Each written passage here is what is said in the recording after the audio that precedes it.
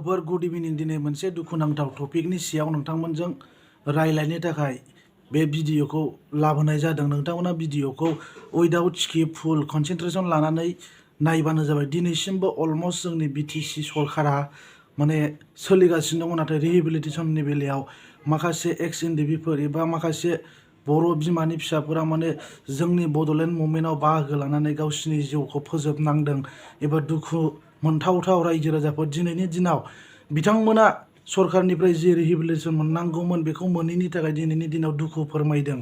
गावनि आंगो फिसाफोरा दिनै बड'लेण्ड मुभमेन्ट खालामनायाव माने गावनि बेसेन गोसा जिउखौ माने सेक्रिफाइस खालामनांदों, नाथाय दिनैनि दिनावबो बेखौ बिटिसि सरकारा जेबो दायथ' लायाखै एबा रिहेबिलिटेसननि जि होनांगौ मोन्थाय एबा मोननांगौ जि बिथांमोननि एक्स एनडिभिफोरनि माखासे मानसिफ्रा एबा बिथांमोना मोनाखै दिनैसिमबो। बिमा माहारिया एबा जाय गावनि गथ'खौ जोनोम होदोंमोन दिनैनि दिनाव बेफोरबायदि रिहेबिलिटेसनखौ मोननायाव माने दुखु मोननाय फोरमायदों।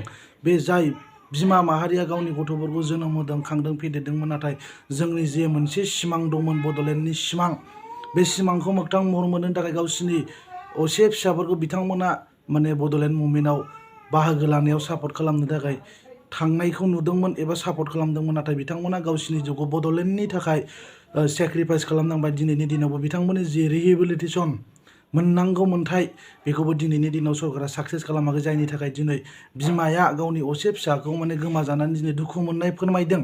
आरो बे भिडिअखौ आं माने होगोन उनाव, नोंथांमोना भिडिअखौ फुल नाय। दिनै गावनि फिसाया माने बेफोरबायदि बड'लेण्डनि थाखाय सेक्रिफाइस जानाय बेसेबां दुखुनांथाव, नाथाय दिनैसिमबो रिहेबिलिटेसनखौ मोननो हायाखै, बेनि थाखाय दुखु मोननाय फोरमायदों रायजो राजाफोर। दिनैनि दिनाव जोंनि गिदिर गिदिर लिडारफोर एमसिएलए एमफ्रा अबाव थैनानै थादों, नाथाय दिनैनि दिनावबो बेफोरबायदि जोंनि आफ्टार पिस एकर्ड बिटिआर एकर्ड जाखांनायनि उनावबो जोंनि गेजेराव जुदि बेफोरबायदि सान्थिया फैयाब्ला एबा गुलाय गुजाय थासारि गावजों गाव जेन'बा सोरबा मोनजानाय सोरबा मोनजायै, सोरबा मोनबाय रिहेबिलिटेसनखौ सोरनिबा फिसाया मोनाखै। दिनैनि दिनाव बयबो इकुवेल जानांगौ, बयबो मोनजोबनांगौ रिहेबिलिटेसनखौ रायजो राजाफोर। दिनैनि दिनाव भिडिअखौ नोंथां उइदाउट स्किप फुल नाय, अब्ला बुजिगोन रायजो राजाफोर। बेयाव जुथुमनाय रायजो राजाफोरनि गेजेराव आरो सरकारनि सिगाङावबो आङो बुंनो गोसो जायो।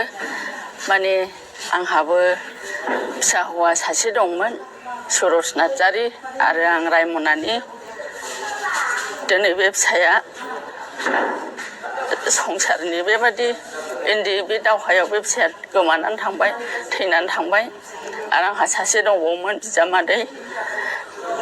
बे फिसा हौवा गैयैखाय बिजामादैखौ न'आव दोनदोंमोन, आरो बे बिजामादैयाबो थैनानै थांबावदों। दा आंहा फिसौ हौवासा सासे दङ बिजामादैनि। दा बेबायदिनो थैनायफोरनो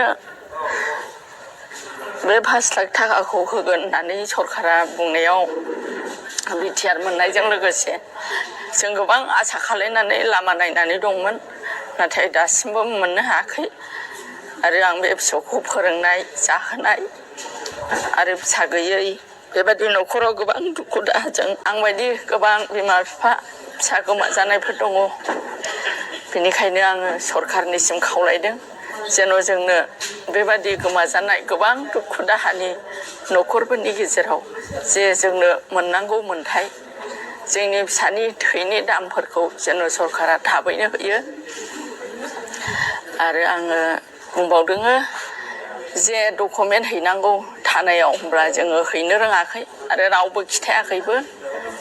डकुमेन्टफोरखौ हैनो रोङैयाव नामफ्राबो दा थाबोदों जानो हागौ, नाथाय सिगांनि लिस्टआव ओंखारखादोंमोन आंनि फिसा हौवा बिजामादैनाबो।